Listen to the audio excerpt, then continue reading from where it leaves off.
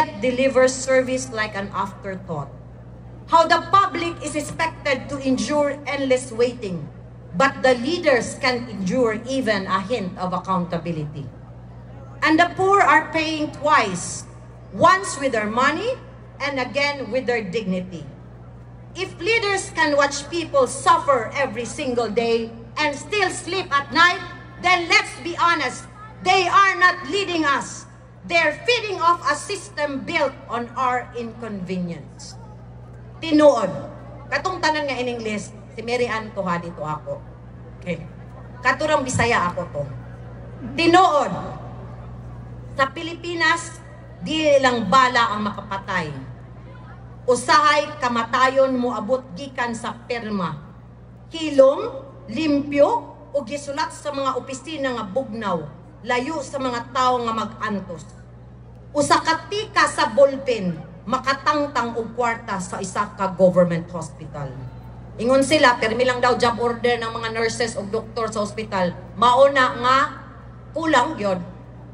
Kulang po ang nurses o doktor sa hospital, di ba? Sa isa puto na ta, kay taas ang linya. Saon man, gamay ramay nurses o doktor, kawa may pundo. Yes. Usa ka pirma, makadala og utang o kalisod sa dibok komunidad. Usa ka aprobadong papel, makakuha og bilyon gikan sa classroom, tambal og relief goods, o ibutang sa bulsa sa mga tao nga dato na. Walay bala, walay dugo, pero nawala gihapon ang kinabuhi. Mao ni ang klase sa dautan nga gihimo sa korupsyon. Hinay, hilom og legal sa papel.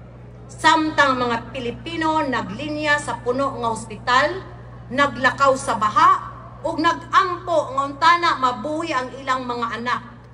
Ang mga naglingkod sa opisina, nanambok na, busog, say dili pa masakpan, protektado sa ilang titulo ug gahom. Mauni ang peligro nga atong giatubang karon. Usa ka gobyerno diin ang pinakadaotang armas. Dili pusel, pero perma. Dili na kita dapat magpadayon. Kinahanglan nga modimanta sa tanang natong mga leader. Gikan sa mga leader sa sangguniang kabataan. Kinsay mga taga-sangguniang kabataan dire?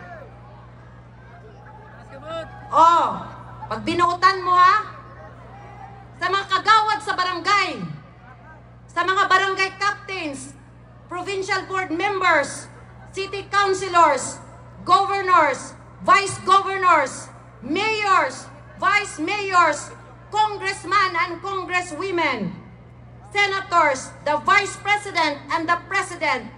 Hoy, please have integrity, transparency, accountability, and good governance. Mo dimanta sa ila og ay tag. Unsa atong i-demand? Ay tag. Mga gipili nga namuno sa gobyerno. To the leaders we voted to office. Your deafening silence on the corruption. Daghay mga leaders ron nga naghilom lang. Wa gyud gingon nga sayop na im gibuhat. Sayop na yung gubuhat, hilom lang sila. Wala gisa ng urap ko, pero hilom. Your deafening silence on corruption, your secrecy, and for those who are corrupt, your corruption and abuse of power is a sin against God and neighbor. Maunay gisulti ni Father Marlon ganiha. Mauna, ang simbahan, ipaanhi ta diri tanan karon. Ngano man, naay katungod ta nga maghisgot ani, naay katungod ang simbahan kana bitang separation of church and state. Wala na kana ang gisultian ana ang gobyerno, dili ang simbahan. Giingnan ng gobyerno, koy gobyerno, separate ang church and state ha. Ikaw gobyerno ayaw paglabot-labot sa simbahan, ayaw pagbot-buot kung unsay relihiyon sa mga lumulupyo. Kaya itong unang panahon manggod, ang gobyerno magdikta unsay religion. Mauna niingon nga separation of church and state. So kanang separation of church and state, legally speaking, wala na gi-address sa simbahan. Sa simbahan, gi-address na sa atong gobyerno. Ang church, pwede gyud mag-apil-apil o dapat gyud mag-apil-apil. Klarohon na nato ha, kanang separation ng church and state, gisulti na sa gobyerno. Ayaw mi labot-labote. Ayaw mi sulti unsa dapat among religion. Pero kami, pwede mi mumando, pwede mo reklamo sa imong gobyerno. Ayaw miing na ng separation of church and state. Because that does not apply to the church. That applies to the government. Ang Ebanghelyo ni San Lucas, chapter 16, verse 10, nag-ingon, nga kinsa katong kasaligan sa gagmay mga butang, kasaligan usab sa dagko. Busa kung kamo dili kasaligan sa inyong paggamit sa bahandi niining kalibutana, kinsay mo piyal kaninyo sa tinuod nga bahandi. Ug kung dili kamo kasaligan sa mga butang sa uban, kinsay mo hatag kaninyo sa mga butang nga inyo. Transparency and accountability are demanded for good governance by our faith. It is not just our faith that demands integrity, transparency, accountability, and good governance.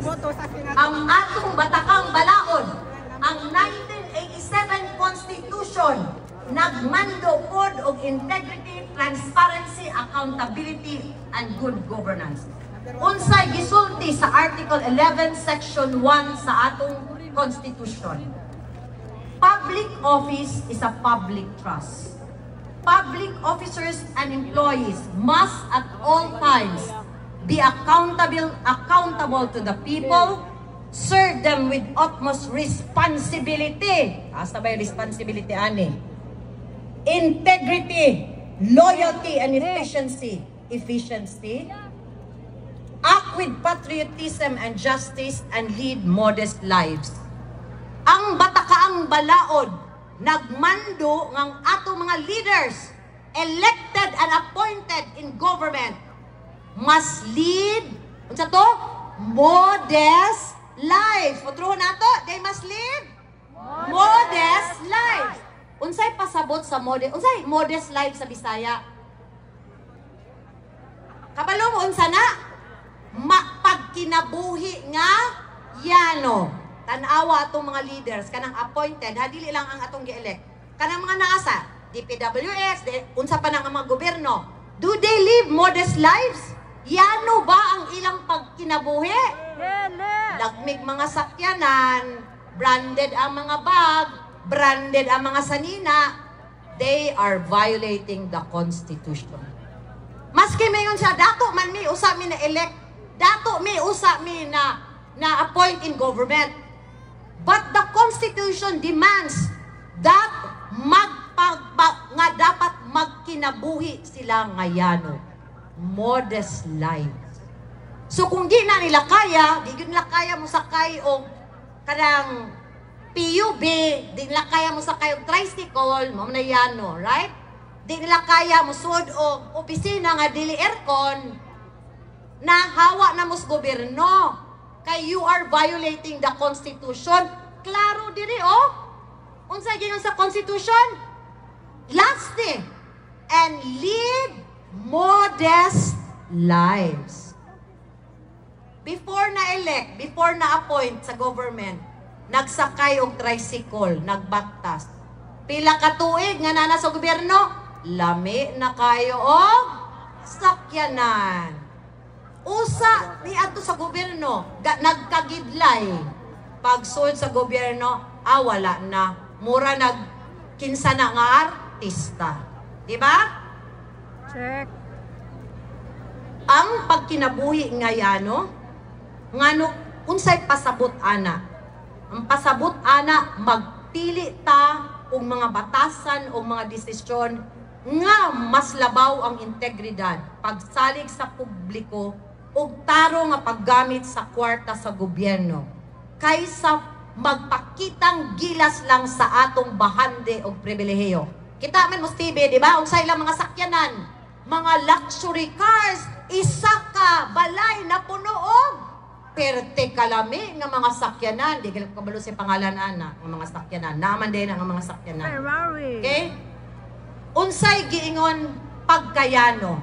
Ang pasabot anang pagkayano, please mga government leaders, likay mo sa sobra-sobra nga gastos.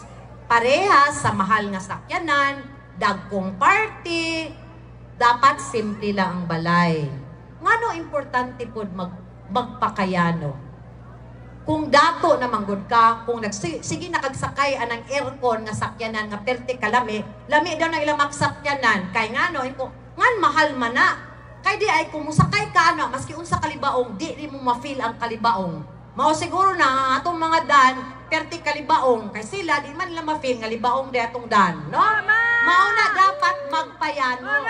Kay kung di ka kayano, di mo ma-feel unsay na feel sa mga ordinaryong tao. Kay extraordinary naman imong kinabuhi.